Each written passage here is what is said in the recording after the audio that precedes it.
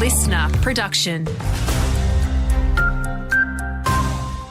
Good morning, I'm James Lake. Let's start at the Australian Open this time, where Novak Djokovic is making headlines for clashing with a spectator during his second round win over Alexei Popyrin last night. The world number one yelled at a fan who was seated right behind him at Rod Laver Arena. I was tolerating it from most of the match, but and at one point I had enough, and I asked him whether he wants to come down and tell it to my face, Meantime, tournament organisers have been slammed for ignoring Australia Day again, coming up next week, despite a raft of other special days being recognised at Melbourne Park during the tournament.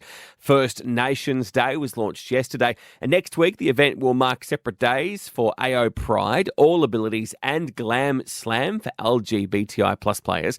The Open's also dedicated the day to beer sponsor Peroni.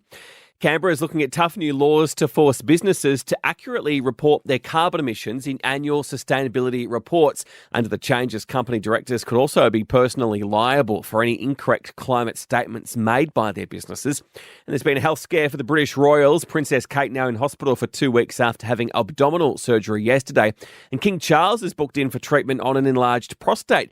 Urological surgeon Ben Chalencombe has told Britain's ITV the King's procedure should be fairly straightforward. He's probably having a prostate operation as a keyhole type of operation, and this is an operation that many people do in high volumes, and the results are very good, so I don't think we should be unduly concerned. The final game of the Big Bash regular season didn't get started last night due to persistent rain in Sydney. The Thunder's bottom-of-the-table clash with the Renegades ended up being called off without a ball being bowled. It means Shaun Marsh was denied a final game with the Gades before retirement. And North Melbourne has confirmed the AFL Integrity Unit is investigating fresh allegations of inappropriate behaviour surrounding Taron Thomas.